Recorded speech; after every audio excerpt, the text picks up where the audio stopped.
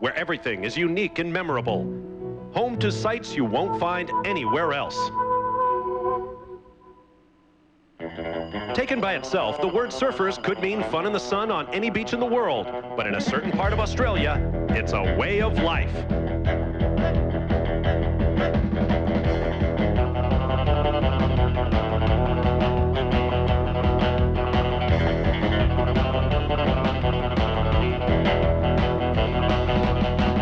The same applies to paradise.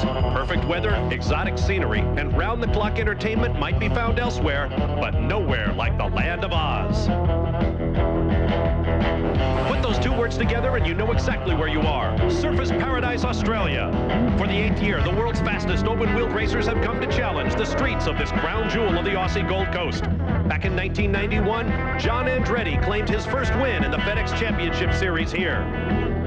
3 years later, it was another Andretti as Michael returned from a year in Formula One to test the new Reynard chassis against the Surfers Wall and then take it to victory lane in its debut appearance. Since then, the winner's role in Surfers Paradise has featured FedEx Champ Car regulars Paul Tracy in 1995, Jimmy Vasser in his championship summer of '96, and last year, Scott Pruitt. Time for a new hero down under.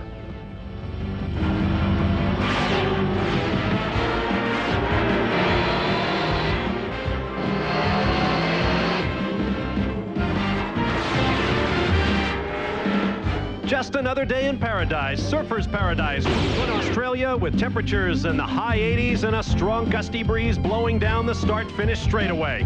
As a record crowd of some 120,000 people have gathered from across Australia and around the world for the 18th round of the FedEx Championship Series for 1998. Welcome to the Kart Grand Prix of Australia, where it is definitely not business as usual. Right, Gary Gerald?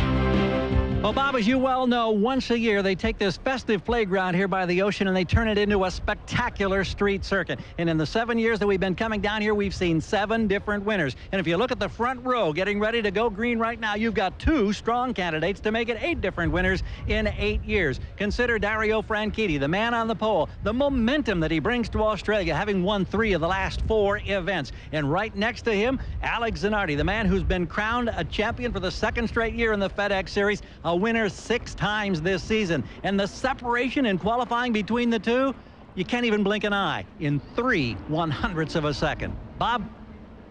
All right, thank you, Gary. Hello and welcome, everyone. I'm Bob Barsha, along with Danny Sullivan, who raced here at Surfers Paradise in his stellar kart career.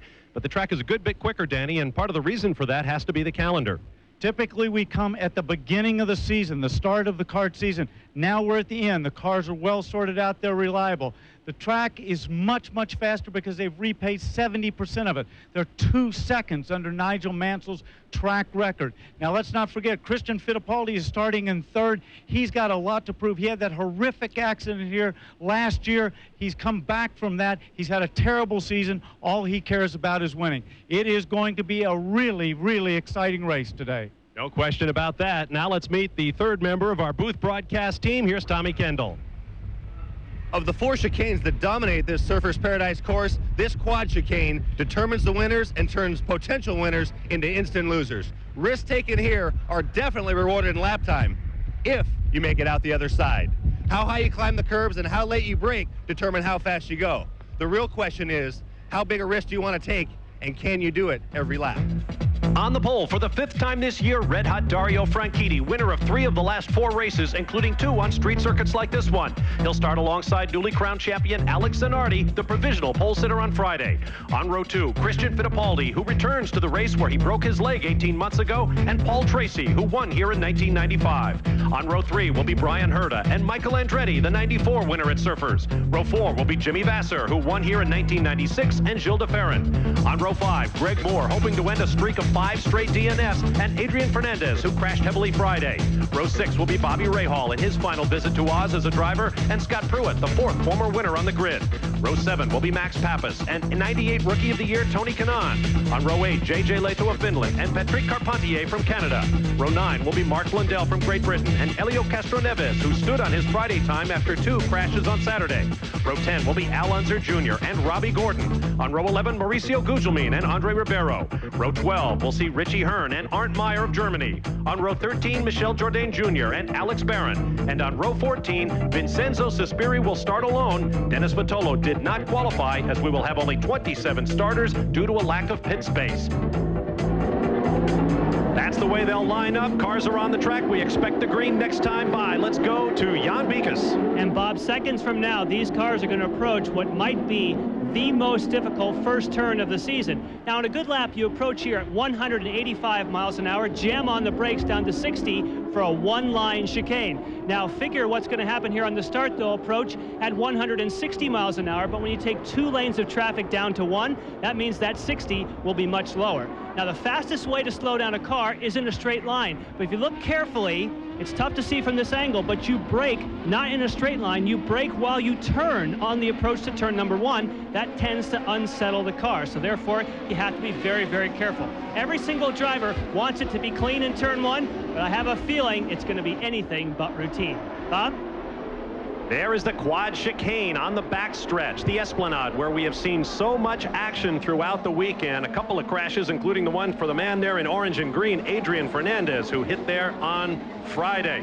Now, we understand there may be a problem for Christian Fittipaldi as the field comes around. Gary Gerould. Yes, Bob, we understand that possibly a brake duct has come loose and is vibrating. Christian is very concerned about it. He said there was a definite change. The crew right now is telling him to stay out, however. Remember, he's got his best qualifying position of the season. As we're about to go green, it could be a handful for Fittipaldi. And there he is on the right of your screen with the black car and the bright yellow helmet. Let's watch for him. He's right there, 4th in line. Alex Zanardi in the red car in the left column, slowing things up a little bit. Dario Franchitti gets away. Paul Tracy tucks in, and then Fittipaldi. We are underway here at Surfers.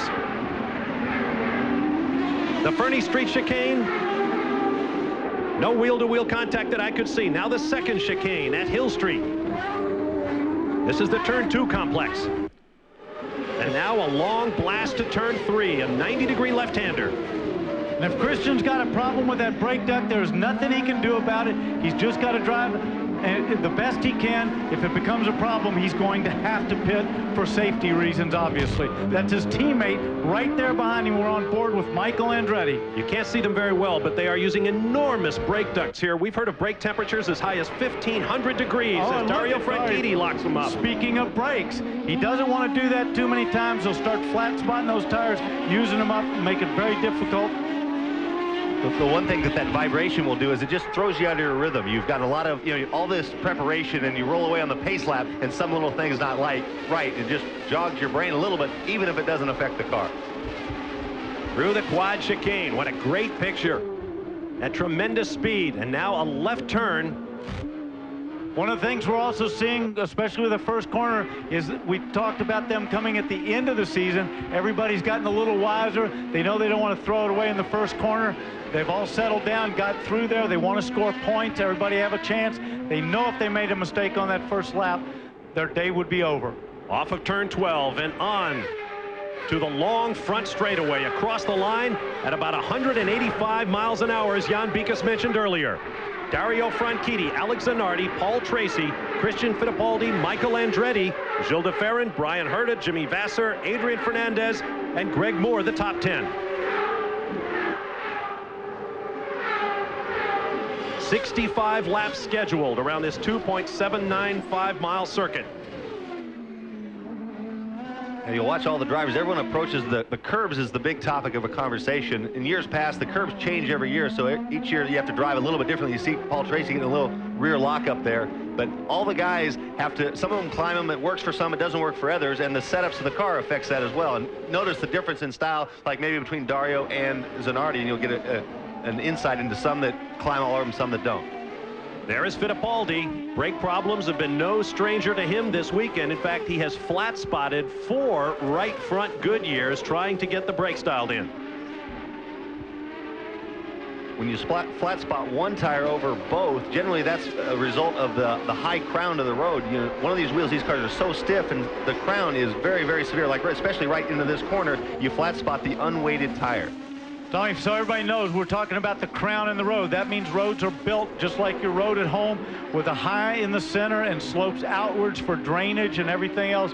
And that makes it very difficult for a race car that wants a very flat surface. Let's get more on the braking situation here at Surfers. Jan Beekes. Well, another reason so many guys have had trouble locking brakes is because of the attitude of the car when they get on the brakes. It turns out that if you don't have the aerodynamics just right when you get onto the brakes, the attitude of the car makes it so that where it won't stop. Both the Pac West cars of Mauricio Gugelmin and Mark Blundell have been struggling all weekend to get the car to stop aerodynamically. It's not something we talk about very often, but if it's a little bit off, you're in big trouble. Thanks, Jan. You ride with Michael Andretti. His teammate Christian Fittipaldi is just ahead. On a busy week for the drivers here in Australia, one of the first places Christian Fittipaldi went when he arrived in Surfers Paradise was the Gold Coast General Hospital, where he spent a week or so last year. We'll be back to Surfer. Welcome back to Surfers Paradise. Past the pit in. You ride with Alex Zanardi, newly crowned two-time PPG Cup champion, in his next to last appearance in the FedEx Championship Series before he moves on to Formula One. And you see what Tommy Kendall was talking about earlier, bounding across the curbs here at Surfers. Bob, the amazing part is that Franchitti is just gradually stretching it out. But as we saw in a shot earlier, there's the third place, Paul Tracy, is not even in camera sight behind these guys. These guys are just checking out. This is starting to be a trademark of Dario's, with the exception of Vancouver, where he had to pass Michael Andretti late in the race. He just gets to the front and just checks out, gets into his rhythm, is able to determine the pace. Here's Art Meyer coming in. Reports of an oil leak has been black flagged. Some smoke from the back of the car. Jan Beekes, are you there? Yes, I am. And obviously we've heard about the oil. And obviously, if oil gets on these headers on a turbocharged engine, what is going to happen? It's going to light that oil on fire, and thankfully, oil fires are fairly easy to get out. Tough break for Davis Racing and Arndt Meyer, traveling all this way, nearly 10,000 miles from their home base in Midland, Texas. And Meyer is now reported out of the car. It appears his race at Surfers Paradise is over. As we watch Dario Franchitti, there is Meyer, the young German, climbing out of the only Lola in competition this year. But rumors are that may change in 1999. The team has struggled to gather sponsorship. Gerald Davis doing a tremendous job there with what he's got. He's really soldiered on, and of course that's been a struggle with Lola, who's been bought. They're trying to restructure and get it going. And that's the remnants of the former Jim Hall Racing, the team that won this event back in 1991 with John Andretti in the car. There you see Dario Franchitti in the Team Cool Green, white and green machine, followed by Alex Zanardi. There is Gilles de Ferran, Derek Walker's Valvoline car. De Ferran shown in 6th place. Bob, there was concern for Gilles de Ferran early on, particularly on the parade laps. They had leaned the motor down to the point that they were getting almost a misfire. I checked with Derek Walker about the concern, and he said, actually, it was a case of us just trying to get something for nothing. We had to richen it up. I asked him if he was concerned then about fuel consumption overall for the rest of the race by richening it up. He said, no, I don't think it'll be a problem. But the fuel window is very narrow here, and this circuit with its long straightaways where you're hard on and off the throttle is notoriously tough on fuel consumption. Boy, watching from the front of that car, I've been around this circuit with Chief Steward Wally Dallenbach in one of the course cars. Man, Gilles is just flying these chicanes. Watch this. Boom, boom, boom. One more out there, right out up next to the wall. Man. Little tricky right-hand kink into the shadows, which become a problem later in the day as that sun sets in the west. Over that little hump, left-hander. Now we lost a little back there because they're behind some buildings. Up here, we're coming up to a very tricky little right-hander with a little left out onto the trickiest corner here because you're trying to get grip. Power, power, walking all the way out there to the wall under that incredible MCI sweet bridge, as they call it, and down this straightaway and up to 185 miles an hour.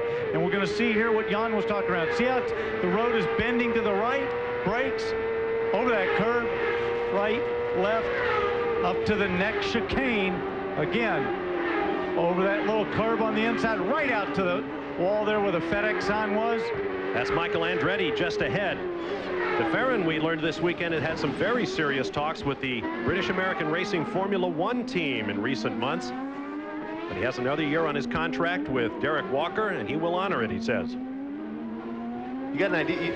Gilles DeFerrin broke kind of in the middle of the road 2 corners ago, and that's it. He's trading off radius in the corner for better braking without so much crown. So that's always something you trade off. You know, they teach you get as close to the right side of the road approaching. He chose to brake in the middle so he could have a better contact patch braking. There's a look at Bryan Herta, who picked up that long-awaited first victory at Laguna Seca in Monterey, California a few races ago. He had an interesting experience in second-round qualifying yesterday. Said he thought he had a front-row car, but after just a couple of laps of qualifying, he ran out of fuel on the backstretch. And the red car that you see just behind Bryan Herta is Jimmy Vasser, who's in 8th place, but 2nd in the championship. And the guy he's battling toe-to-toe with is Dario Franchitti, our leader. And with only a 4-point lead over Dario after Dario got the 1 point for the pole position, Jimmy doesn't like to have that big gap and Dario out where he is. Let's get more on Bryan Herta's situation with Jan. Yes, he just received a radio communication from his crew saying that fuel is still an issue. Now, on a street circuit, most of these teams will plan for some yellow flag. And, of course, they expect that there might be something that would go wrong on lap 1. That hasn't happened. They're already thinking about saving fuel. Well, Jan, just to add that traditionally this track has about 20 laps of full course yellow under it, with incidents because of the chicane and the walls. And the teams tend to rely on that many laps of yellow in their fuel strategy. If this thing goes green, it's going to be tricky. Saw a little puff of smoke right out of Dario Franchitti. You see that Alex Zanardi, who we're on board with right now, has closed up that gap to Dario. Dario obviously trying very hard when you see him locking up tires there. Danny, yesterday, Alex Zanardi in qualifying had one of those major engine blow-ups, a malfunction in the shifting system when he tried to get out of 5th gear, got a little resistance, pressed it, and with the shifting mechanism suddenly went down 3 gears to 2nd. Consequently, they said the engine revved to 19,700 as it blew out the bottom and actually punched a hole right into the under tray of that car. They had debris everywhere. That was a big one. It made all the News Time highlight shows here in Surfers Paradise and across Australia. Past the palm trees of the front straight, Alex Zanardi. Is he closing up on Dario Franchitti? We'll find out. Hanging out here at the Kangaroo Lounge, you never know what's going to hop up next. Stay tuned. We'll be right back. Of Australia, Bob Barsha, Danny Sullivan, Tommy Kendall with you. Gary Gerald and Jan Beekes are in the pit lane for the Kart Grand Prix of Australia. There is Bryan Herta running in 7th place behind Gilles DeFerrin. Dario Franchitti is the race leader, but Alex Zanardi is closing right up on him. Paul Tracy in 3rd place runs a full 10.5 seconds behind the battle for the lead. Our pictures, by the way, are coming to us from Network 10 in Australia. This is a good little battle right here. We've got Gilles DeFerrin right there in 6th spot, Herta in 7th, Vasser, Fernandez. Well, as things and stand those are right all now, for points, and the bright blue car in the background behind Fernandez is, of course, Greg Moore.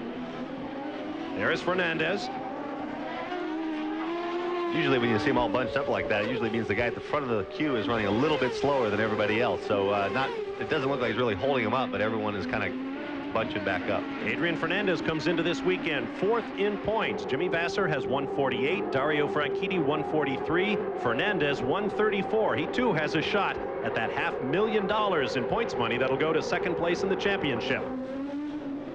The Mexican having the best season of his kart career. This is called Hill Parade here in Surfers Paradise. Heading west now into the bright sun, and then a long, long left-hander onto the start-finish straightaway on the Gold Coast Highway. You might have noticed Greg Moore lean his head the opposite way there. At the end of the race, sometimes I would think that would be him showing some fatigue, but I've noticed Greg does that a lot. He's looking around the corner. Whenever the sight line is a little bit off, he's looking around the corner, and I've seen him do that a number of times. See, there he doesn't tilt it at all, but sometimes when there's low visibility, he leans around to see around what's up ahead. Once the dominant leader of this championship, Greg Moore from Canada in the player's car for Jerry Forsyth, has had a run of 5 straight races without a finish. He has dropped back in the points to 5th with 119, basically out of that battle for second place. Not completely out, but it would take a miracle for Greg Moore now. During qualifying on Friday, Bob, it was really a tough day for Greg Moore because they had a problem with their master brake cylinder, and there was brake fluid that got down into the foot box, and Moore's feet kept sliding off the pedals throughout the session. And so they were hoping that in yesterday's final qualifying round that they could really gain substantial ground. As it turned out, the pace by the guys up front was too fast. He did move up a bit, but not nearly as much as they had hoped. Thank you, Gary. There is Scott Pruitt, the defending champion in this race, trying to work his way up the ladder. Of course, he is already signed to drive for Arciero Wells next year in the MCI Toyota powered car. His current mount, the Visteon Reynard Ford, drove a beautifully measured race last year through all of the chaos, long yellow flags that brought the race to a close short of the official distance. He went up against the 2-hour time barrier, stopped the race. Scott Pruitt had picked up his second career victory. He has been a huge favorite this weekend. Everybody wants a piece of Scott Pruitt here in Surfers. If you look, most of the guys bang that first curve going into that opening chicane. They just kind of straight line at Bobby Rahal, but they, for the most part, stay away from the second one.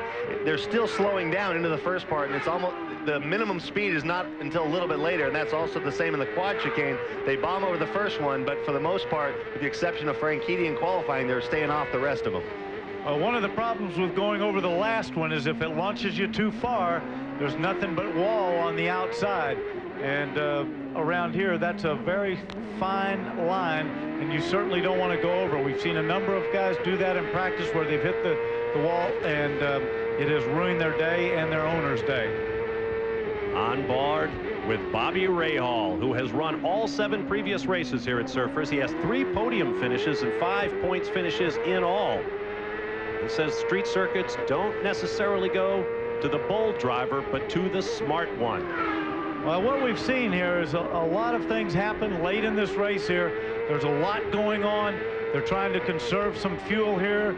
Everybody's trying to drive hard, not damage the car over all those curbs, save some brakes for the end here, get a feel for this car. It seems like it's set into a pattern, but what we have seen so many times this year is it sets into a pattern and almost lulls us into that false sense of security, and then all hell breaks loose. Everybody gets wild, usually around a pit stop. There is Al Unser Jr. with Richie Hearn in close attendance. We go on board with Hearn, and his helmet paint scheme looks like the Killer Red Tomato. The Budweiser car for Della Penna Racing. These guys running 20th and 21st. 22 of our 27 starters lapped under Nigel Mansell's 4-year-old lap record. A tear-off from the visor. Same tearing off. Well, it's a little plastic tear-off, and what they do is they put 3 or 4 of those on their visor to protect it in case the car in front of them is throwing up a bunch of oil. They throw it out of there. Oh, Michel Jourdain Jr. has brought out at least a local yellow. No sign of yellow from the flag stand yet. Looks like he's looped it all the way around. Well, he's damaged. Look at the right rear there. It's pointing in the wrong direction. He's obviously made contact with the wall. His day is done. And now we go full course yellow as Jourdain sits between turns 9 and 10 in a very narrow part of the racetrack on Hill Parade. Only once had this race ever gone green all the way, and now working lap 13, we have a full course yellow. The race leader is in, as is the second place car, Alex Zanardi.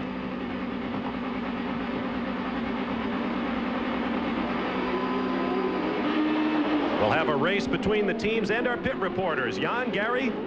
And it's Dario Franchitti who comes to a stop. Team Cool Green going into action, trying to maintain the great momentum they've enjoyed of late with victories in 3 of the last 4. But it's Zanardi who beats him out of the pits. Team Target has done it again. Great service on the pits. Now Paul Tracy comes in for Team Cool Green as the 3rd place runner. But give the nod to Zanardi and Ganassi's team. And Gary, Christian Fittipaldi and Michael Andretti are in the pits. And at the moment, it's 11.3 seconds for Fittipaldi, and they saw no problem with that right rear brake duct. You ride with Michael Andretti as he drops the visor, heads back out. There's Scott Pruitt and the Patrick team going to work. Greg Moore there in the player's car. Jimmy Vasser flying on down the pit lane as well. Virtually the entire field pitting now, as we expected they would. That little problem disconnecting the vent hose there on Greg Moore, just that split second could cost you like 2 or 3 spots in the pits. There is Jourdain, who has climbed out. It appears that his race is over. He'll ride back with the kart safety team, and we'll take this opportunity for a break. New leader, Alex Zanardi at Surfers. Toyota Spotlight focuses on a chilling crash that sent Christian Fittipaldi's racing fortunes into a terrible downward spiral here at Surfers Paradise 18 months ago. As a result of the devastating impact, a severely broken leg would sideline him for the next 6 races. Upon his return to Australia this week, he took time to reflect. What scared me the most is the way the car turned right before it went into the wall. It was almost like a head-on impact, and I think that I was really lucky with the front suspension when it sort of came into the car. The front wheel on the left-hand side almost hit my head. Like you can see marks on the car. Fortunately, those marks were of little consequence as doctors surgically inserted this steel rod and pins into the damaged right leg. As Dr. Tremmel and Dr. Ovi, as they say, everything is mechanical. So we can fix you guys up like very, very easily. And of course, Christian Fittipaldi, with his great charisma, is a great fan favorite here in Australia. They absolutely loved him during his stay in the hospital, despite all the pain that he had to endure in the following rehab. He's currently in 4th place. And to give you further visual evidence of just how well liked he is in the Gold Coast, take a look here at the broadcasters and all media credentials for this event. That smiling face, of course, belongs to Christian Fittipaldi. Now, we mentioned that he was having brake problems earlier. Let's go to Jan Beekes in his pits for an update. Well, that's right, Gary, and you talk about that crash on the approach to turn number 1, and now because he has that loose brake duct, he is now reporting under caution to the crew that the brake pedal is starting to go lower. So when you're driving on a circuit that you know you had a crash like that and it wasn't brake related, but anytime you've got a brake related problem on a street circuit, it is a big concern. Right now, he thinks that this yellow will cool the brakes and it'll be okay, at least for the time being. All right, thank you, Jan. High overhead, our blimp position gave you a great view there of the island on which the start-finish area, the pit, the paddock, and most of the hospitality takes place here at Surfers. McIntosh Island, cut off from the mainland by the Nerang River. Still under our first caution of the day. Coming up tonight on ESPN2, the final event of ESPN's Thunder Series. USAC Silver Crown cars from Gateway International Raceway in Madison, Illinois, 10 p.m. Eastern Time, 7 Pacific. We'll be back to Surfers Paradise. Stay with us. Back at Surfers Paradise in the Kart Grand Prix of Australia, the field preparing for a green flag as we work lap 16 of 65. And the Ganassi team has done it again with the quickest pit stop up and down the lane. They put their man Alex Zanardi from 2nd into 1st. For the series high 11th time this season, Alex Zanardi is leading a race, but it's his first lead since July in the US 500 at Michigan. The Ganassi team just does it again and again, guys. I find that unbelievable. It's been that long since Alex led a race, but once again he did such a good job of coming into the pits, and the team did a fabulous job of beating Dario out. Dario wasn't slow, but just a millisecond off. And you saw Alex, you hit on that. Alex, instead of when the yellow comes out, that's like the race to the pit lane. Those guys don't slow down one iota. Here you see him getting a good jump on the restart, but he was right on his tail when he came into the pits, and that's what set that up. Jim Swintel waves the green flag on the Gold Coast Highway. We are back underway, and immediately Dario Franchitti draws up on Alex Zanardi. Those 2nd and 3rd place cars for Team Cool Green are owned by Australians. Barry Green, his brother Kim, run the show.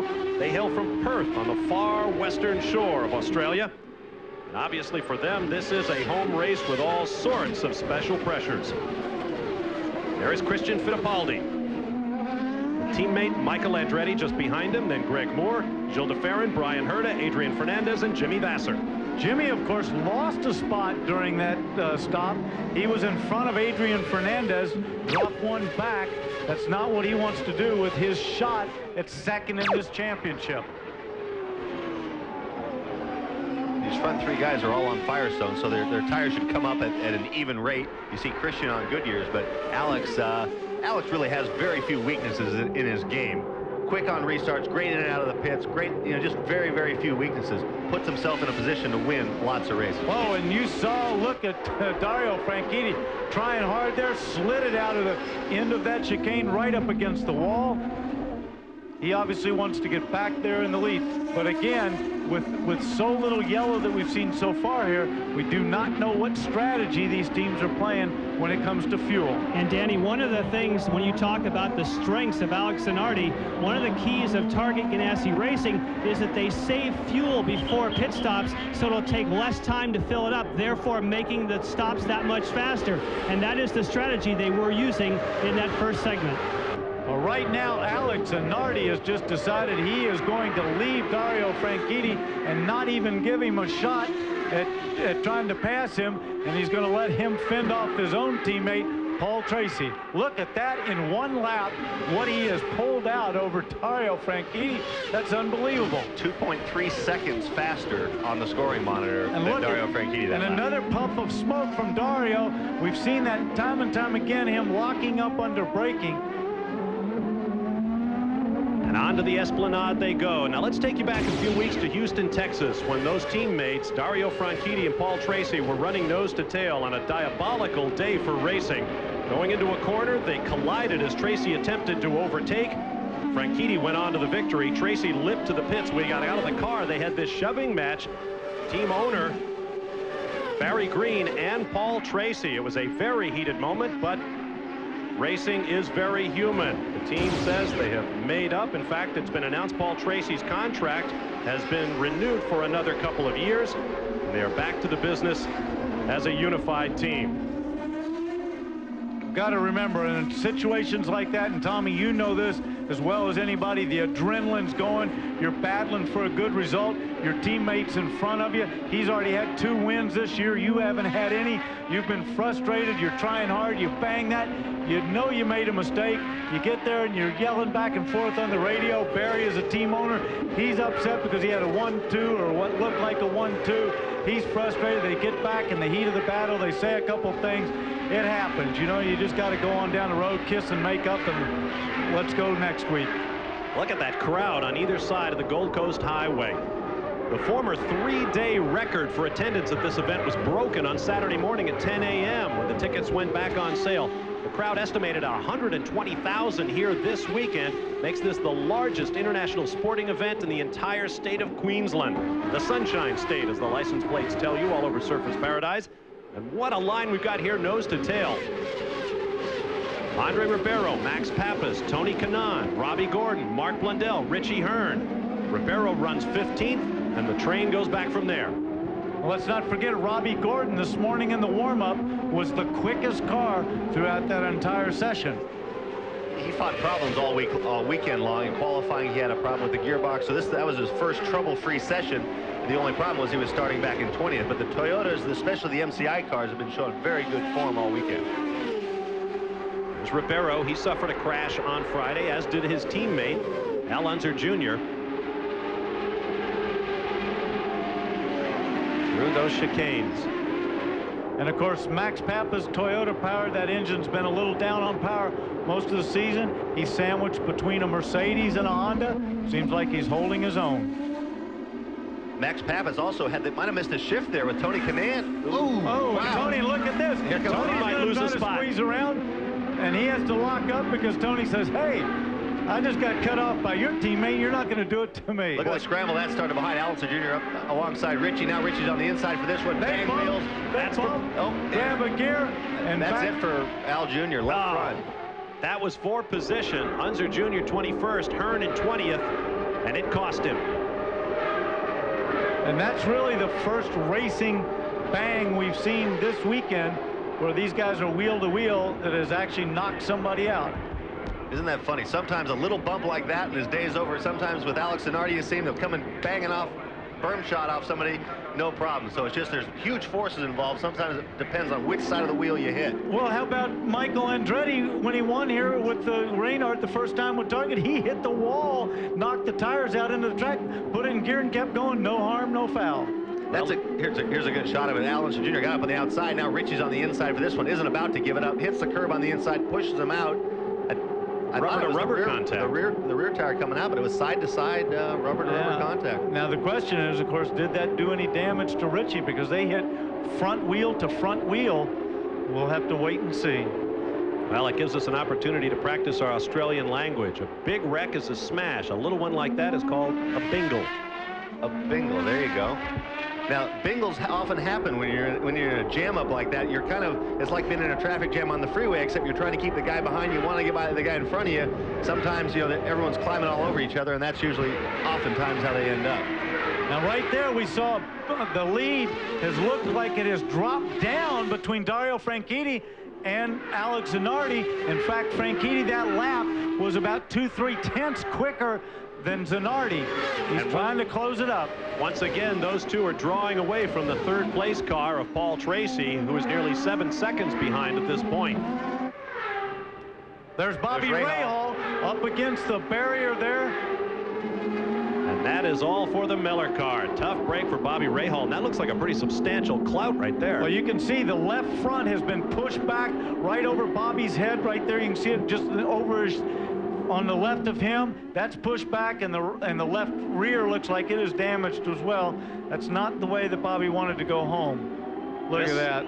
On lap 21, our second yellow flag of the day. Bobby Rahal's final appearance here as a driver. Meanwhile, Al Unser Jr. is out of the car. He's with Jan. He is, and that was a tough breakout. It was you and Richie Hearn. How'd that unfold from your view? Well, you got a traffic jam going on up there. Tony Kanaan and somebody else, they get to race it, and so it really created a big buildup behind, and I was able to get up next to Richie going into the hairpin, and then as we went around, we just barely touched my left front, and it bent it. And so, track conditions right now? Track conditions are pretty slippery out there everywhere, but you know, they're all right. It's great racing weather. It's all good out there. There's nothing really going on that you know, that I could really say. Sorry you're out early. Thanks. Gary? Well, a quick update on Richie Hearn. We just checked in with John Della Penna's team. They indicate from what their radio conversations with their driver and what they could see on the monitors, no problems. They don't anticipate bringing him into the pits. So clearly, Hearn got the break. Unser didn't. Slowing down under caution, Alex Zanardi, one of two race leaders. The other is following him. Dario Franchitti as Patrick Carpentier gets pit service. The action continues here at Surfers.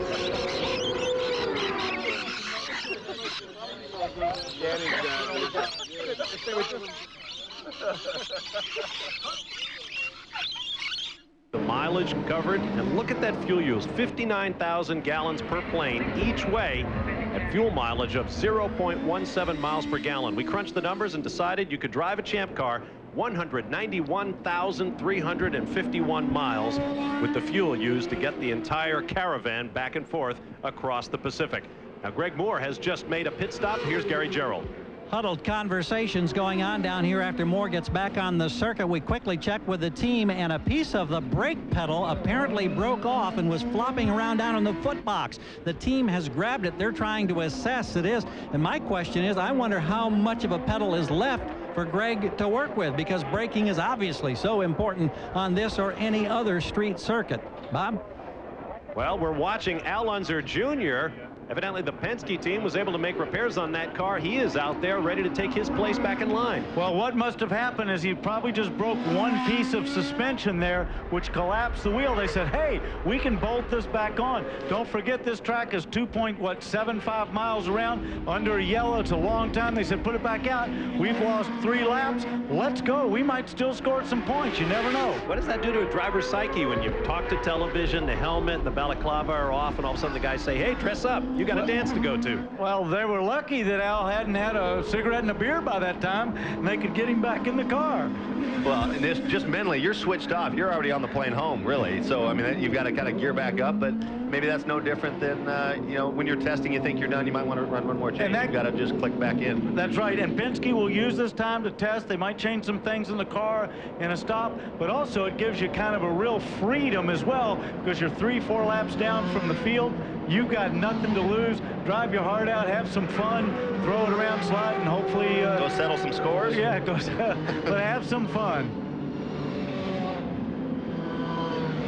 Join Mike Tirico, Sterling Sharp, Tom Jackson as they take a look at the end. We'll be back to Surfers Paradise in just a moment. Exit where the safety team has just dropped Bobby Rahal off. Bobby, tell us what happened. I just, turned in and I hit the wall on the inside, and it just threw me straight out into the wall on the outside. Just glanced it on the right front, and, doesn't take much. Put you offline, and I got offline and hit the fence. As you count it down, just one more race to go now. The 500-miler coming up at Fontana. What's it feel like? Well, naturally, I'm very disappointed, and the car was running pretty good, and we're just sort of taking care of everything, and running with Pruitt and all those guys. Those things were looking good, but unfortunately, just a mistake there, and we paid for it. And we'll be with you in a couple of weeks as you wrap up a great career. We wish you well down there already. Thank you, Gary. All right, Bobby Rahal. Bob? Thanks, Gary. No question. Bobby Rahal will be one of the stories at the season-ending 500 at the California Speedway as we go green once again on lap number 24. And did you see Franchitti sliding that car, coming out there, trying to put the power down? He does not want to lose touch this time with Alex Zanardi. That is one of the few places that hasn't been repaved, and the guys have been carrying big slides through there all weekend, but on the cold tires, it was just crabbing all the way out there. I think he probably went through a couple gears as well. Yeah, that's a corner, though, that you always do that. You're just sliding it out there. You're always trying to get grip. I think even if they repaved it, you're still going to be trying to do that. Now, during that long caution, a couple of teams may have made efforts for track position. Patrick Carpentier in the player's car, Mauricio Gugelmin for Pac West in the Hollywood Machine, and Helio Castroneves, who has had an absolutely miserable weekend thus far, including a couple of big crashes in the Alumax car for Tony Bettenhausen. They all stopped to top up on fuel. Watching Christian Fittipaldi with teammate Michael Andretti close behind. Andretti, one of 4 former winners of this race, seeking to become the first 2-time winner of the Kart Grand Prix of Australia. I just love that low-angle shot of the car sweeping in opposite directions through the chicane. One thing that angle shows a little, we talked about, the crown of the road runs right through the center of that chicane, so when they're flopping back and forth, one way they're fighting to turn uphill over the crown is like being on a bank track 1 second, and then it goes exactly the opposite way and the car wants to slide. So these cars, again, it affects them in the braking on the straight bits, but in the chicane, they're crossing back and forth over that crown. And one thing we also see in a lot of the shots out there is there's a lot of wavy, bumpy road on the ocean side. And the reason for that is reclaimed land from back in the storm in the 70s. And it doesn't always settle exactly right and moves around quite a bit as they get new storms, and it moves the road. Looking at race leader Alex Zanardi, only 4 times since the point system was instituted in the FedEx Championship Series in 1983 have drivers exceeded 200 points for a season. Al Unser Jr. did it twice. Michael Andretti and Bobby Rahal both did it in 1991. But it took until this year for Alex Zanardi to absolutely shatter the record. With 2 events to go, he had a total of 250 points.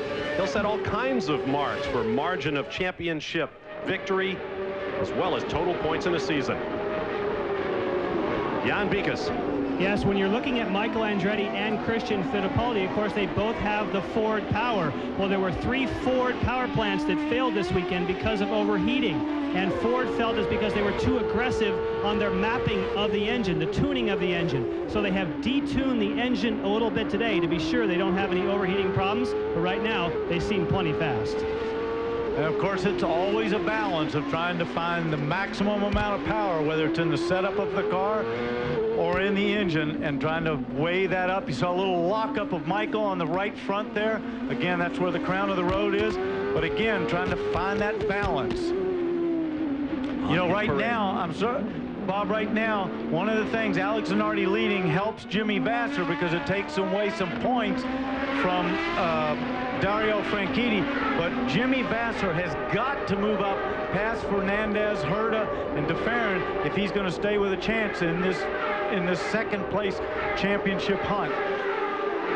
Australian cameras are on Adrian Fernandez. We're getting a report that there is something spraying from the back of Fernandez's car. Gary Gerould with an update. A quick update on Greg Moore. He came in, the face of the brake pedal broke off. That is about 4 inches wide. What he has left to brake with is only the post that comes up from the floorboard, and that is about 1 inch wide. Now, I'm wondering if Tommy and Danny can assess what that must be like, because I don't think there's any way that he can roll his foot off the brake onto the throttle. All I can say is better him than me. He's a brave cat if he's out there just pushing on the post, because it's dicey at best when you've got the controls exactly how you like it. If he right foot brakes, it also will be a problem for heel towing. Well, he is not a right foot braker. Jimmy is a left foot braker from the go-kart days. He does that, but still, you push on the brakes here very, very hard every time you come into these corners, into these chicanes. And to do that for the rest of the time, I know when I drove here, my foot was always hurting at the end of the day, and that was with a perfect pedal. So let's hope he's got a great pair of driving shoes. Fastest car on the racetrack that last lap, Alex Zanardi, a 136.229. Dario Franchitti about 3/10 slower, and actually Paul Tracy slightly quicker than his teammate in 3rd place that last lap. Jimmy Vasser trying to hang on to 2nd place and make it a 1-2 in the championship. The 3rd straight title for Target Chip Ganassi Racing. Earlier, you've seen some of the scenes from the Curubim Animal Preserve here in Surfers Paradise, including Danny, Tommy, and myself covered with colorful lorikeets. Here's another example of one of the things you can do when you visit Surfers Paradise. Life here at the animal. Ordinarily, when some short guys with bad tans get together to play some bad volleyball, that's not much of a draw. But when it's the stars of the FedEx Championship Series, that's another story. I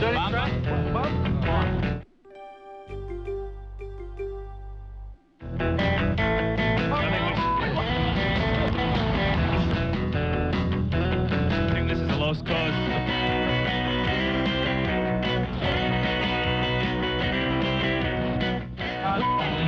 We're horrible. Hey. I'll give you.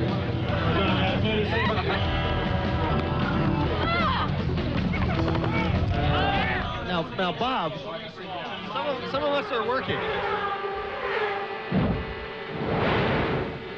And working hard. We've been doing that all weekend here at Surfers Paradise. And for the record, about 10 Kart FedEx Championship Series drivers managed to split with a fine 2-person female beach volleyball team down on the beach here at Surfers.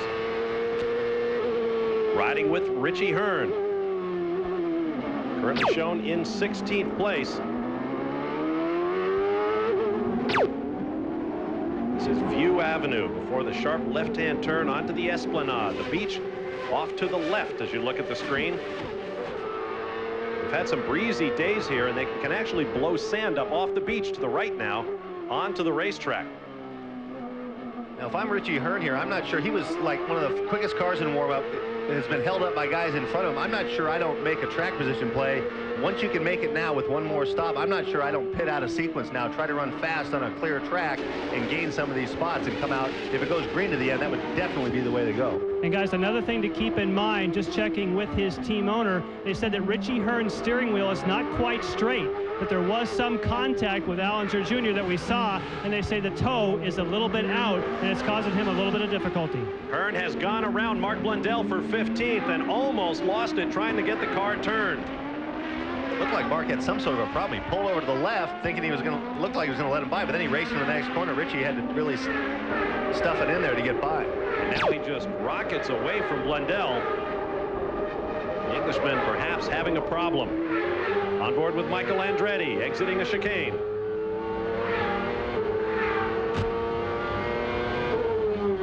This is on the run down to turn 3. Between the tall high-rise hotels, this is turn 4. Onto the back straightaway. Andretti runs in 5th place behind Alex Zanardi, Dario Franchitti, Christian Fittipaldi, and Paul Tracy. The gap, 3 seconds from Zanardi to Franchitti, another 4 seconds to Fittipaldi, 2 seconds to Tracy, 2 seconds to Andretti. You can see at these speeds, 2 seconds leaves a lot of clean racetrack between you and the guy ahead of you.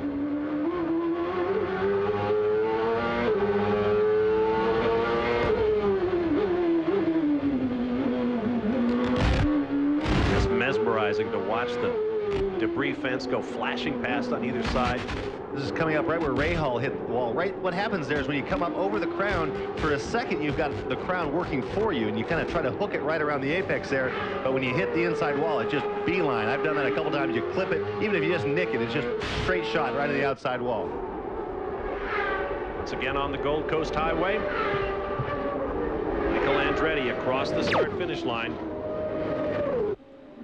closing up just slightly on Paul Tracy ahead of him.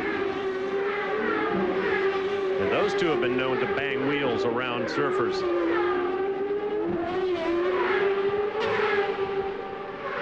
Track temperature just got a reading from the Firestone engineers, inching up, Bob, now at 125 degrees on the pit road surface. Ambient temperature here in the pits, 84 degrees. Nice breeze, however, for the spectators, keeping everybody cooler than normal. Well, we saw Alonso Jr. get out of the car to talk with our pit reporters earlier. You saw him sweating profusely. These guys are really working hard today. Well, and you saw right there, just it went out of your screen, that green car, that is Paul Tracy. Michael Andretti's teammate has already passed him. I think that's where it happened right there, and Paul tried to hold up, blocked Michael there. Everybody locked up. Michael lost a little ground, but made sure he got around the corner. But Christian Fittipaldi has made a pass on Paul Tracy and moved into third spot. Michael went out of his way not to hit Paul. Here's what happens. See, Paul got wide.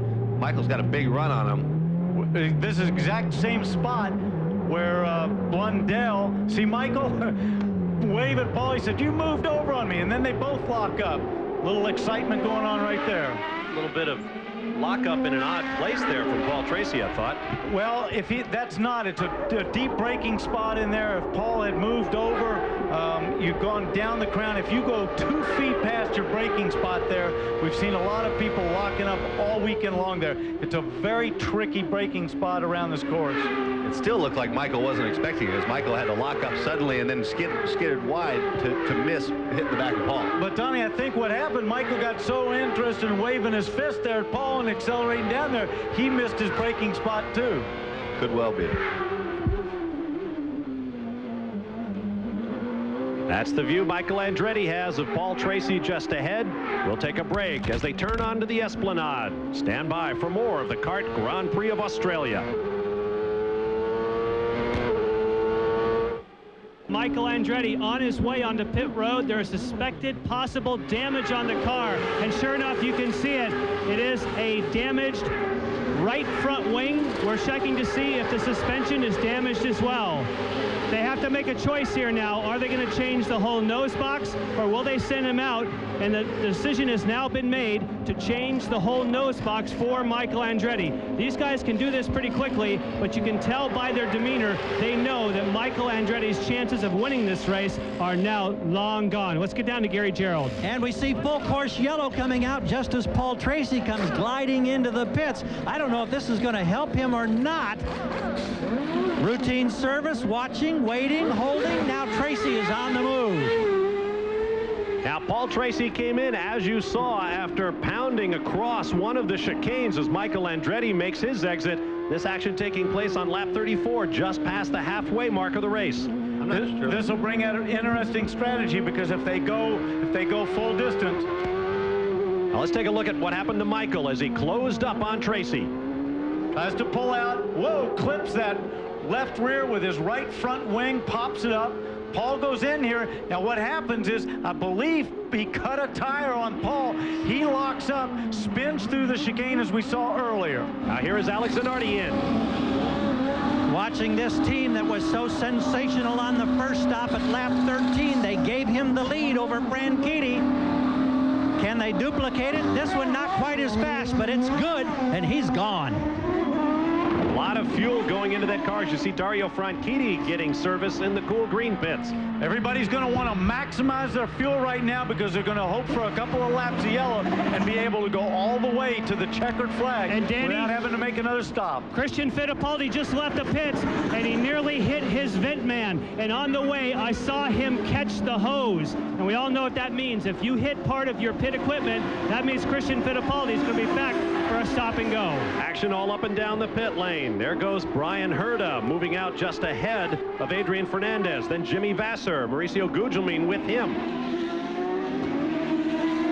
Or make that Scott Pruitt right there with him. I think you're exactly right on the instant. I'd be very surprised if Paul Tracy wasn't having some sort of a brake problem. He skidded past Christian Fittipaldi and got by. Michael almost did right there.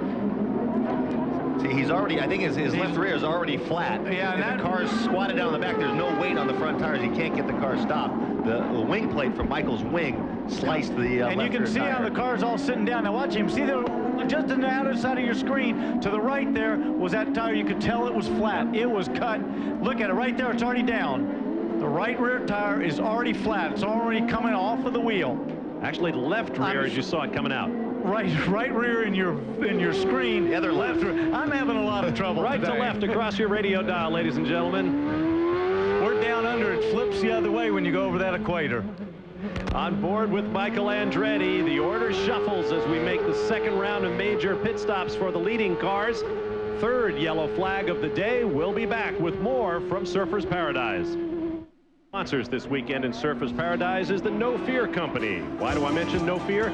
Because you won't see that logo on the particular vehicle they sponsored, an F-18 Hornet, in the hands of a Royal Australian Air Force pilot who has been absolutely dazzling the crowd all weekend long. High G turns, afterburner blast just over the crowd's heads. An absolutely astonishing display in the No Fear Air Show. Now there is Michael Andretti live.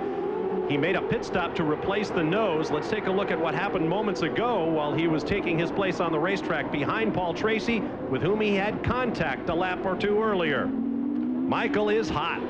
He's pointing, and he's up next to him. Paul Tracy's looking at him saying, "You're telling me this because," you know, he's driving along with brake problems and gets run into behind. Jan Beekes. Yes, and what he was saying on the radio, Bob, was he was asking his crew, is Paul Tracy going to get a black flag for that offense? Obviously, he was expressing his displeasure to Paul Tracy on the racetrack. At the same time, he wants to find out if there'll be more penalties for Paul Tracy. And John, there was also problems when Andretti went by the cool pit down here. Tracy's team, many of them shaking a fist out over the wall. Emotions running high. Well, we had a clue earlier that Paul Tracy may have been having brake problems, and so it appears to have turned out. As we go green once again on lap 38, 28 laps remaining in the race. Alex Zanardi leads Dario Franchitti, the only two men who have led this race thus far. Christian Fittipaldi third, followed by Patrick Carpentier, whose out-of-sequence pit stop has given him track position. He's right up there in fourth place. Andre Ribeiro doing the same is fifth. Then Greg Moore, Mauricio Gugelmin, Gilles de Ferran, Helio Castro Neves also tried the out-of-sequence trick. And Brian Herta in the 10 spot. You know, y'all were just talking about that incident with Paul Tracy and Michael Andretti. I'm trying to figure out what offense Paul Tracy committed by getting run into from behind by Michael Andretti. Didn't you see his reverse lights? He backed right into him. I guess I missed that one. Coming fully up to speed now. Everybody nose to tail.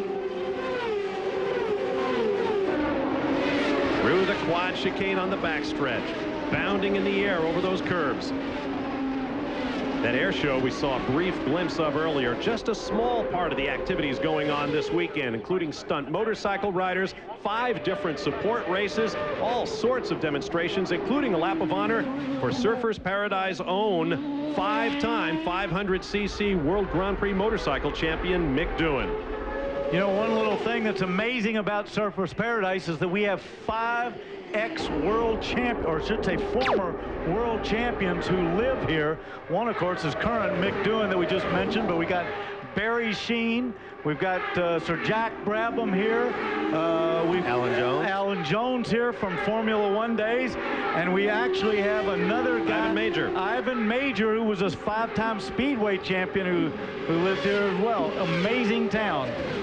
Greg Norman has a place here. It is the Glitterati capital of Australia. An absolutely magnificent country. And we may go full course again. Let's see what happened back in the chicane. Oh, straight on. Paul Tracy. Paul is obviously having some kind of problems here. And as you said, Tommy, I think it has to do with brakes. Look at that, Jimmy Vasser with his left rear. I got that one right. Underneath the car and his right front. That's a big accident right there, and that really dashes his hopes for second in the championship. Looks like, I mean, either he didn't get it stopped or got forced over to the right. Let's take another look. Yep. He's down inside there, and bang, he gets tangled up right there with Helio Castroneves. And look at that.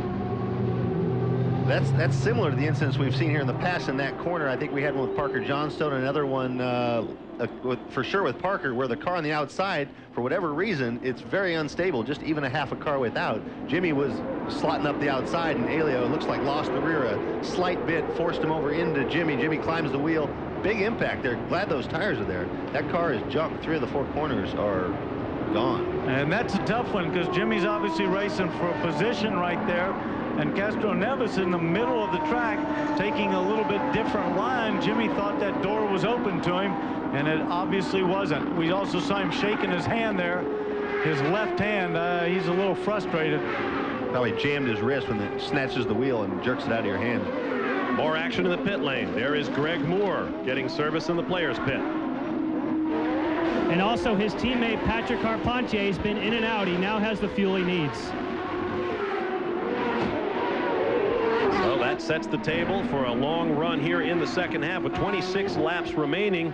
There's Paul Tracy back in once again.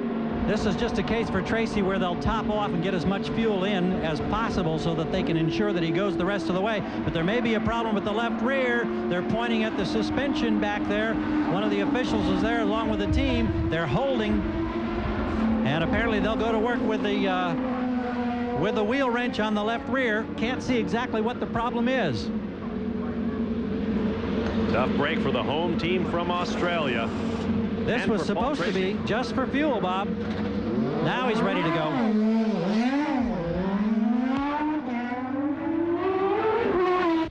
Well, once again, we are under caution for Jimmy Vasser's accident. We'll take a break and return with more from Surfers Paradise. Don't go away.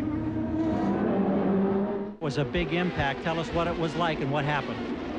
Well, it was just a restart, and I don't know why. I thought Helio was letting Fernandez by, or looked like he was going really slow on the straightaway, and there was a lane to the outside. I have to see the replay to really make a comment, but I hit him in the back, and it didn't seem like I was going excessively fast. It seems like everything slowed down a lot in front of me unexpectedly, and it's just a shame trying to get some points out here today. Just mired back in the traffic, and the car felt pretty good. Taking a good job, but. Take a quick look at your helmet here. You can see there's damage down here. This whole lower lip has been significantly damaged just from that impact. Fortunately, Jimmy's all right. Thanks, Jimmy. Thank you. All right, thanks, Gary. Good to hear Jimmy is all right after what looked like a very big impact as we go green once again on lap 42 with 23 laps to go. I'd venture to say that hit the steering wheel. The chin of that helmet probably hit the steering wheel from that impact. Every time I watch the replay, that impact is harder and harder, and he hit at a bad angle right there, and they've actually moved the wall back. See, Alex is defending here on the inside, pass for the lead. He's done this before. They made contact. Remember, he spun off there with Paul Tracy. Last year, you bet. Tracy was out. Zanardi came all the way from the back of the pack to 4th in one of his patented late race charges. Now we have a word from around the course that Richie Hearn has spun somewhere out there in the Budweiser car. And once again, the yellows are out. There is Richie. Alex knew he was in trouble. He took the inside. I don't know if he was having trouble getting it up to 10, just wanted to be safe, but took the inside under braking, and then... This is turn 12. This is coming on to where the main straightaway where they're going to take the green flag, and I venture to say that Richie got on the gas there trying to get a good restart and just spun it around. We've seen everybody, including Franchitti, really working the car, sliding it out there. But you can see where the difference in pavement is. The old paving is the lighter stuff in the background. The darker stuff is the new paving, and it is definitely a transition. On board with Hearn in replay from Network 10 here in Australia. Oh, he just gassed it and lost it all by himself. Jumps on the brakes so he doesn't roll back into that traffic that's trying to get out there for a restart. And he goes, oh, raises his hand going, what an idiot. Well, it doesn't look like he has damaged the car. He is one of the young talents coming up through the Kart FedEx Championship ranks, a part of a group we call the New Rat Pack.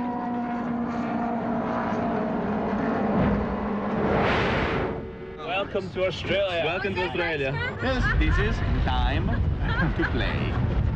That young group, guys like Dario Franchitti, Max Pappas, Greg Moore, even Paul Tracy. With Bobby Rahal retiring, Michael Andretti and Al Unser Jr. might be the senior statesmen on the tour, but these guys have a personality all their own. And Tommy Kendall, in this age of sponsor commitments, long debriefs, drivers stuck in their motorhomes and so forth, it's nice to see a bunch of guys who like to hang together. It's more of a change almost of the political correctness. You see, Jimmy Vasser is kind of the unofficial leader, that he's been doing his own thing for a long time. Gets the job done, no question about it, on the track, but kind of does his own thing, has his own sense of personal style, runs with a group of guys. One of the guys, if it gives you any indication, guy, I don't know his real name, goes by Hot Sauce. They're always together running in a pack, and you know, just hang out a lot together. Danny?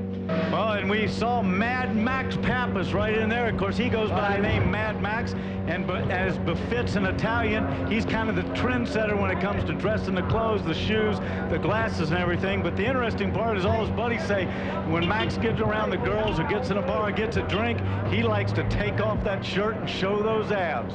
Jan? Well, if you check into both Dario Franchitti and Greg Moore, also members of the so-called Rat Pack, what did they do after the last race in Houston? They hopped on a plane and came early down here to Australia. They enjoyed the sun, they enjoyed the surf, the beach. They went out, did some jet skiing, did some bodyboarding, and then they did some work for the organizers. They opened a new water park, and then they went to a wedding. Now, they didn't know the bride or the groom, but it turned out they were big-time race fans, so they decided, hey, we'll go and we'll be the special guests. Gary?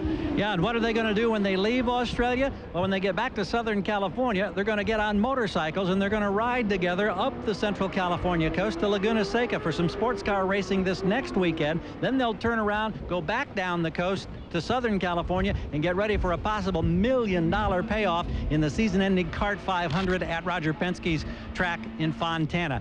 Good buds down under, enjoying a week and a half, nearly 2 full weeks, and they're going to have more fun when they get back to the mainland. Bob?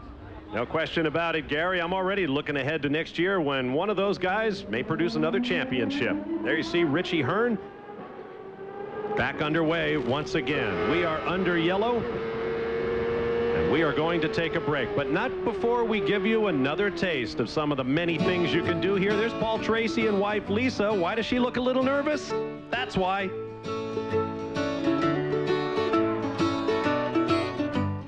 Fittipaldi and Gilles de Ferran as we go green on lap number 46, 45 complete.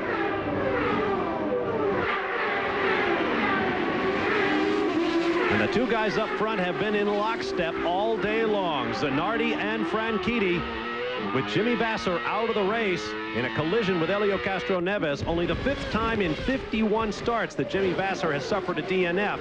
It has huge implications in the points because the man running in second, right there looming up behind the rear wing of Alex Zanardi, Dario Franchitti, if he stays right there, will move into second place behind Zanardi in the championship by 11 points over Jimmy Vasser. You saw Zanardi taking a big look in the mirror. He's well aware of Franchitti. Franchitti gobbled up huge amounts of braking going into turn 3. Huge gobs of ground. And as you see, one thing that comes into play at this late time in the day, look at the sun and the shadows in and out of that. It plays havoc on the drivers, especially going in this next section, trying to figure out where your braking points are, where the corners are. It's very tricky, particularly if you're driving with a dark visor. See the crowd behind the debris fencing all the way around this racetrack. This race has only made a profit 1 of the previous 7 runnings. And with the recent economic problems here in Australia, the dollar falling against the U.S. dollar, they had predicted a $1.5 million loss for this year's race. But with this record crowd on hand, as we mentioned, some 120,000 people, they actually predict a profit again this year. Well, that's good news for all of us because this is an outstanding event. Franchitti, as we mentioned, winner of 3 of the last 4 races, and 2 of those wins came on road courses. He is very good on these temporary street circuits. In the background there, I saw Max Pappas. Max Pappas and Robbie Gordon in a bit of a battle. Max looked like he was taking the center of the road. I don't know, you can see right in the back of the picture there, starting to feel a little heat from Robbie Gordon. And Tommy, those 2 teammates have been getting after each other most of the race. In fact, Robbie Gordon said on the radio earlier, I'm going to punt him. I'm going to punt him out of the way. And of course, they were quick to say, no, you're not, Robbie. And of course, we see that black Visteon car right there with a bright yellow helmet of Scott Pruitt right there. But look who is right behind him. J.J. Leto, who's quietly moved up through the field, and is hanging in there in 7th spot. Good run for JJ. Driving for Carl Hogan. He's got a new paint job on his helmet. He's done away with the feathers on the top. Bit more of a blonde hair shock there. Oh, and there's Paul Tracy in the Team Cool green pits. Apparently, they cannot get that car to the finish. Lost a brake caliper in the rear. No rear brakes whatsoever, we're told, Bob. That's consistent with what we saw, starting with that incident, even before the lap before he and Michael came together, really having a tough time getting it stopped there at the end of that straightaway at turn 9, I believe. I can't help but watch teams putting their cars away and think, having come this distance, not to finish the race must be a bitter pill. Of course, not as bad as the guys that have to put them on there all wounded and take them back. There is Max Pappas with teammate in a nearly identical MCI paint job just behind him in Robbie Gordon. We spoke with Robbie earlier today. He is very focused on the job at hand. He says, I want championship points. And we're watching both of these cars, the MCI cars, and neither one of those drivers will be back in that livery next year. They're both going on to other things. Max Pappas, of course, joining Bobby Rahal, and Robbie Gordon still to be announced his plans. We have a bit of team-by-team action there. The Arciero Wells boys further back. Patrick Carpentier and Greg Moore, the two players' teammates, run 12th and 13th. To Gary Gerald. Paul Tracy out of the car. Paul, the contact with Michael Andretti, is that what led to the brake problems or the rear suspension problems here? Yeah, Michael hit me in the backside in the back straightaway, and I mean, he hit me so hard it punctured the tire and bent the rear suspension, and it severed the rear brake line. So I was driving the car after that with only front brakes, and it's there's, you know, doing 190 miles an hour down to 30-mile-an-hour corners with no rear brakes. It wasn't safe to be out there, so it was disappointing for the Cool team. I had a good car. We were just trying to make the mileage that we needed to do to finish on the podium, and seemed like there was a lot of finger pointing going on here on pit road between the teams as they passed by each other. Was all that justified in your mind? I don't know. I didn't see any of that. I know I got hit from behind, and it bent all the rear suspension and punctured my rear tire. So, you know, he wasn't alongside, so he wasn't in a position to pass. Thank you, Paul. Thank you. Meanwhile, we're watching those teammates, Carpentier and Moore had a notion at one of those corners. On board with Michael Andretti. Actually, Carpentier's in front of Moore there. I think it was Patrick that was trying to dive underneath Adrian Fernandez and have a look there, and Adrian just closed the door harshly on him. Well, there's Helio Castroneves in the Alumax car for Tony Bettenhausen's team behind Michael Andretti. Remember, he had that contact with Jimmy Vasser's car, but he appears to be healthy. He does, but he does run that odd line out there where he stays out there to the left a little bit, and I'm not sure that that's because he has a problem or he finds the car just more comfortable at that position. That's exactly what led to the thing with Jimmy. Jimmy, I thought, was being pretty gracious, saying wait until he saw the videotape, but there was definitely a lane there. He started to come up the outside. What you can do with that outside pass, probably not a lot, but he at least expected to stay there. And Helio, I think, probably unintentionally squeezed back over to the right as they approached the turn-in, and really probably caught Jimmy off guard, and you saw the results. There's Mark Blundell in the Motorola car for the Pac West team in 16th place. Long weekend for that team as well, but it's been a long season for them. Back at the Currumbin Sanctuary, this particular red Kangaroo. Lewis the Koala's watching, and we hope you're enjoying the show as well. Be sure to tune in RPM tonight, weeknights on ESPN2 at 7 p.m. Eastern Time for all of the news and motorsports. That's RPM tonight, weeknights at 7 Eastern on ESPN2. Now you're riding with Gilles de Ferran. Moments ago, he was passed by both Brian Herta and Scott Pruitt. The Herta incident was bruising. He goes in there, Brian on the inside, taps him with his left rear on Gilles de Ferran's right front. He has to gather it all up, and Scott Pruitt sneaks through as well. You have no idea how difficult that is. An outside pass into that chicane. I think that was set up by de Ferran running so lean, not being able to get down the straightaway. Took the inside line, but Brian went the long way around. Now here's the next piece of news. That man, Helio Castroneves in the Alumax car, has been shown the black flag for some fluid spewing from the car or some smoke out the back of the car.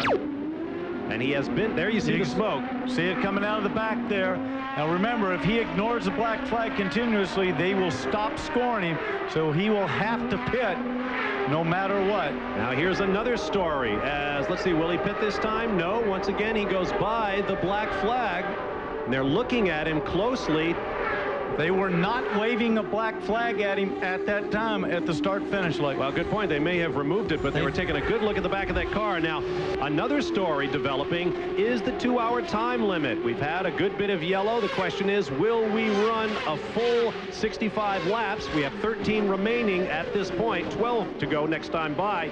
We also have just about, let's make it 19 minutes of race time remaining on the clock, and that has important implications in the pit lane, right, Gary Gerould? Yeah, Bob, it certainly does. A lot of teams calculating here. If it goes the full distance of 65 laps, Derek Walker told us that his driver, Gilles LaFerrin, would need at least 2 laps, maybe 3 of yellow. And then over in the Ganassi camp, we were checking with Chip, and he said there's no way we can go the distance with Zanardi if without bringing him in for at least a splash late. So that's what's happening at this end of the pit with 2 of the top contenders. Let's check in with Jan in his segment. Well, the situation for Helio Castroneves, there's a conversation going on down here between Dennis Swan and Tony Bettenhausen. Of course, we saw the smoke from the car. They check with the Mercedes engineers, and they say there's no loss of oil pressure. We don't think we're losing oil. So they gave him a couple of laps to look at it further. Obviously, the discussions are ongoing, but right now, Tony Bettenhausen trying desperately to let his man, Helio Castroneves, continue. Castroneves runs in 15th place after those passes by Brian Herta and Scott Pruitt around Gilles LaFerrin. The order is Zanardi, Franchitti, and they are 7 seconds up the road from the 3rd place car of Christian Fittipaldi. Brian Herta's 4th, Scott Pruitt 5th, Gilles LaFerrin now 6th.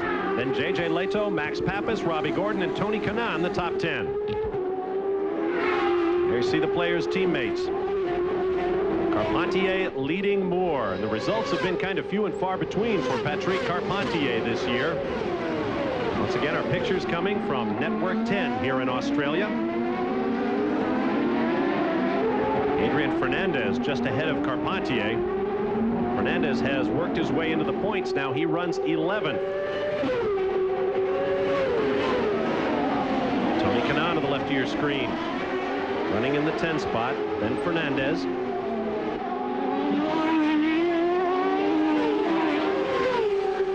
Fernandez has had an interesting weekend. Among all the things to do for the drivers, he had one of the most interesting experiences.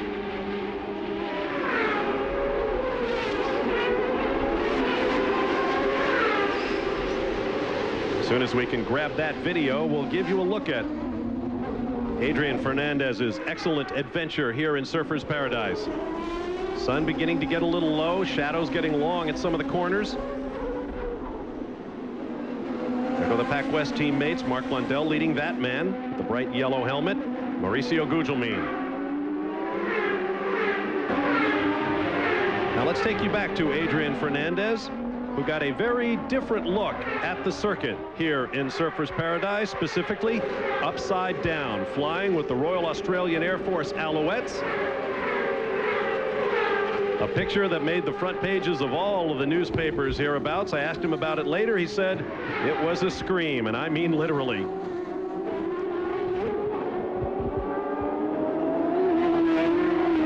Mauricio Gugelmin, last year's winner of the Casque de Oro, the Golden Helmet Award for Brazil's top international racing driver. Oh, problems. Helio Castroneves. Oh, and Tony Bettenhausen is going to be destroyed. That is the 3rd crash that Castroneves has had this weekend. Tony was just looks like so he hit the left side has hit something. I don't know if that was contact from another car, contact from earlier. Yeah, the whole left side's folded in. So it looks like when he came out of that chicane, maybe he made contact on the left-hand side. Well, he rode off a chassis yesterday on Friday. And then he had a second crash with his other car. So on Saturday, he had to stand on his qualifying time. Gary Gerould. Alex Zanardi has elected to take advantage of this break. Chip Ganassi told us they were going to have fuel. They got fuel, and he's gone. And Gary, the guy that did not come onto pit road is Christian Fittipaldi. They thought they would have to top up, but it appears as though this caution may give them enough fuel. And we'll see, in fact, yes, he has gone by without pitting. Roughly 15 minutes of racing time left. There will be 9 laps to go next time by for that man who assumes the lead, Dario Franchitti. Gilles de Ferran makes a much-needed pit stop. Everything routine. De Ferran saying, let me out of here. He was pounding on the wheel. That may have taken maybe 2 seconds longer than they anticipated, needing just enough fuel to get him the remaining distance. And Max Pappas comes out just behind him in the blue and orange MCI car. There is Alex Zanardi working his way back up to speed.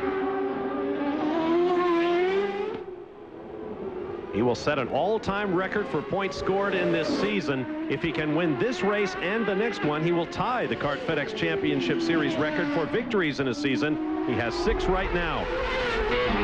Now let's get more on our new race leader, Dario Franchitti. Well, we're checking here as we came into his pit, and when we were scrambling, Bob, we thought that they were going to come in. The tires and the crew are on the wall. In fact, several of the crew are over the wall, and they're doing a little cheerleading, getting everybody pumped up right here, so we'll continue to wait. Let's go to Jan Bikus. Turns out that Christian Fittipaldi, Gary, is going to come in after all. We see Dario Franchitti come by us. So, Gary, if you do that one first, then I'll call that for Christian afterwards. Here he is, right on the dime. Perfect stop. Franchitti trying to keep the momentum alive. Got him rolling. Boy, that was sensational. 4.2 seconds, just enough fuel. That should be able to do it. They're cheering all the way around. Jan? And for Christian Fittipaldi, it was 7 seconds. So slower for Christian Fittipaldi, but at least he got the fuel. Those pit stops are done on the stopwatch. They carefully calculate how much fuel they need to get on board. Given the fuel flow, we'll take a break and return to Surfers Paradise. A good look into the visor of Alex Zanardi as he leads the field around the track. We expect green this time by, and although there will be 7 laps to go, when they do come by, they will not get all 7 because we will come up against the 2-hour time limit. There are roughly 7 minutes and 25 seconds to go in the race. For me, that was the most confusing part. When that yellow came out, everybody said they needed 2 or 3 laps of yellow, which they got.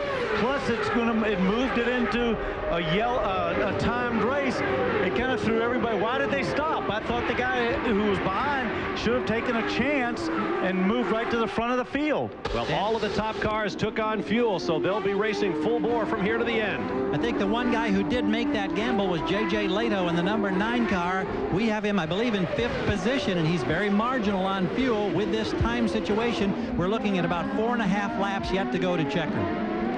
Actually, one thing also that also happened, and if I was Christian Fittipaldi did not stop, I don't believe, and the other guys, okay, Christian did, but what happened was the pace car did not come out, and so they had 2 full laps at speed. So even though Franchitti stopped the second time by, ordinarily he would have been behind 20 or so cars. In this case, he lucked out. They might not have chosen to stop had they bunched up, but that was a little peculiar. Well, and Alex Zanardi, once he stopped, he just went flat out all the way around and got back into the lead. If the pace car had been out there, they might have caught him as well. Yeah, I mean, they never slow down. That's what they do when they have that gap and they get back out before the 3rd place guy.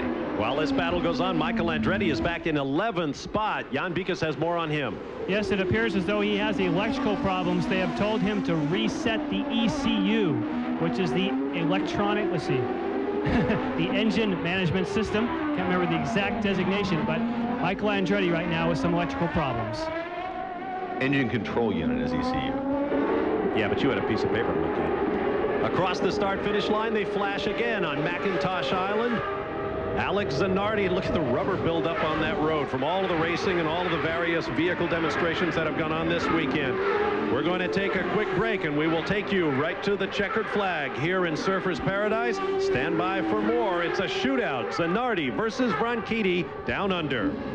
We have a couple of incidents that will almost surely bring out the full course caution. There is Michael Andretti and Richie Hearn, who have nosed into the concrete wall. Elsewhere on the racetrack, Alex Barron and Dan Gurney's All-American Racers Castrol degree car. Oh, he's also involved in that incident. And that's the problem. Remember, Richie Hearn had that spin on the restart, dropped him back to 20th spot, and he was just sitting over there berating himself about making that mistake, and it puts him way back in the field. You get tangled up on one of these restarts, and there's the result. There's Alex Barron jogging over to the fence. Michael Andretti and Richie Hearn still in their cars. And those are tire walls covered with a belt. So those drivers may think they have a chance of getting back into this one. Let's take another look. There is Barron. The second chicane. Oh, he just flies over the chicane, makes contact there. And I would imagine that Michael Andretti, who was that? That's Robbie Gordon. Robbie Gordon. Another look here. There's chicane. Max Pappas goes by in the MCI. Right there goes in. Robbie Gordon tries to avoid it there. And look, Michael stops, and it looked like Richie Hearn got up over the top of either the tires there. On board Michael's car now. The action occurs in front of him. He sees it going on, slows down. Boom, gets hit from behind. I'd imagine that's Richie right there. Up over the top of his wheel into the tire wall. From Richie Hearn's car. Everybody slows down in front. He tries to go to the side there. Just taps Michael. He has nowhere to go but straight on. As you see, no heavy impact there for Richie Hearn, so it appears he'll get going again. But Michael Andretti is climbing out. And the biggest person that got helped by this was J.J. Leto, because he will finish this race in a very strong 5th position. Great job for him and the Hogan folks, but this race is going to finish under a yellow. The other former winner, Paul Tracy, also out of this race. So 3 of our 4 former winners are now done, as Alex Zanardi leads Dario Franchitti, and with Jimmy Vasser falling out of the race after his collision with Helio Castro Neves earlier, as we mentioned, a big shuffle in the points as Franchitti moves by Jimmy Vasser into 2nd place in the championship behind Zanardi. And credit Christian Fittipaldi, 3rd in line there, in the sister car to Michael Andretti's for Newman Haas Racing, the Texaco Haviland Kmart team. After that huge accident a year ago, he has come back to the scene of the incident and performed very well. White flag, 1 lap to go behind the safety car. Certainly not the way we would have liked this race to end, especially not for this crowd of more than 100,000 people who have come to watch the 8th edition of the Kart Grand Prix of Australia. But it has been an incident-filled weekend. There's Alan Jones, the man just rubbing his face there with the blue hat on. Former Formula One world champion for Australia. And of course, Alan there with a beer in his hand, I'd imagine, of Foster's, and enjoying the afternoon. Actually got to race against Alan at Bathurst in '96. And that is a hairy-chested race. Chip Ganassi watches his men come home. Alex Zanardi picks up his 7th victory of the year. And as I mentioned, if he can win the season-ending championship 500 at the California Speedway in Fontana and the $1 million purse that will go to the winner, he will tie the series record for victories in a season. To Gary Gerould. Chip Ganassi watching in this last half lap or so, and on the radio with Alex Zanardi. We continue to stand by. He's giving him instructions. This is not going green. It is not going green. The pace car is going to pull out. They're going to finish under yellow. Found the gas though, Chip. Found the stand. This is so you can take the checker without the pace car. There'll be no passing. There'll be no passing, but you can gas it a little bit since you're the leader. I hope we see donuts, Gary. It just gets better and better. The bakers are working overtime down here with Chip Ganassi Racing. Jan Beekes. And Ken Green, of course, is on the radio with Dario Franchitti. I know that you wanted to end this race under green. You wanted to go after Zanardi. Do you think you had enough for him if we ended under green? Well, on the last restart, certainly, or a couple of restarts ago, Dario got alongside him at once, and he was certainly going to have a try. Alex has had a good car all weekend, and you know, started alongside us on the grid, so it would have been a hell of a shootout. Right now, you know, we've gained some points in the championship, which is great. The guys worked hard all weekend. Dario's driven a fantastic race. We've got to hand it to Alex and his guys at Team Ganassi. They've done a great job as well. Yeah, well, congratulations on a great run. Thanks very much. 15th career win for Alex Zanardi, and the string remains alive. The 8th different winner in as many runnings of the Kart Grand Prix of Australia. And yet another victory for the Wild Italian. Press reports indicate he asked his future Formula One team owner Frank Williams if he can cut donuts when he wins in F1. Frank said, No, you can't drive my cars that way. Safety car pulls off, checkered flags wave, Team Ganassi celebrates. How many times have we said that over the past couple of seasons as Alex Zanardi picks up the win, and now the only question still to be answered is, will he make the donuts? We'll find out after a break. Stand by for more as the shadows grow even longer here at Surfers, but the parties will go well on into the wee hours. Well, before the break, we asked the question, would Alex Zanardi find a place to do the donuts in front of this huge crowd in Surfers Paradise, Australia? And the answer was a resounding yes. Here's a look at the final results. Alex Zanardi, his 7th win of the year, and another big donation from the team to the Target House at St. Jude's Children's Research Hospital in Memphis, Tennessee. And look at Christian Fittipaldi in 3rd place. What a great return to Surfers Paradise for the Brazilian after that huge accident a year ago. Now, finally, having finished the donuts, Alex Zanardi has made his way to victory lane. Let's go down to Gary Gerould. Well, Alex, it had been 6 long events since you last got a chance to make those donuts out there. This race seemingly was won by your team in the pits. Would you agree? Yeah, I mean, for sure we had the car to do the job. I think we showed that with the speed that we had. But it was going to be very difficult to overtake Dario. Although, if I was going to do something, I was going to take a chance, you know, throughout the end of the race, not certainly at the beginning. I was trying to put pressure on him. But my boys did it easier for me, and so I'm very happy it went that way. Terrific job. We'll go over to Jan Beekes. Well, of course, the guy that was chasing him was Dario Franchitti. It looks like the first pit stop was the key. Yeah, I think that was. I think we're a little bit slow getting out there. It's very unusual. Normally my guys at Team Cold Green, you know, every time they get me out there really quickly. You know, whatever happened, I don't know, but it was a little bit slow. Zanardi had track advantage after that. We didn't really have anything for him. I think car to car, we were quicker today, but it's very difficult to pass. So I had one shot after one restart, but you know, I was thinking I've got something to lose here. He has nothing to lose. You know, he's won the championship. I'm fighting for 2nd. I needed the points today. You know, we've moved up into 2nd. I'm pretty happy at that. And Dario Franchitti, he did get those points. Bob? No question about it. Thank you, Jan. Here's a look at the championship points. The key items here, Dario Franchitti moves into 2nd ahead of Jimmy Vasser, and Michael Andretti drops out of the top 6, replaced by Scott Pruitt. In the Manufacturers' Championship, it's all over. In fact, it was at Houston, our most recent race. Honda picks up the CART Manufacturers' Championship for 1998. And in the Nations Cup, matching the drivers by nationality, Zanardi's win pulls Italy within 10 points of the U.S. drivers for that coveted award at the season-ending banquet in Los Angeles in November. We hope you've enjoyed it. It's been a great weekend here at Surfers Paradise. For Danny Sullivan, Tommy Kendall, Jan Beekes, and Gary Gerould, I'm Bob Varsho. We'll leave you with a look at some of the highlights of today's race as our final Toyota Spotlight.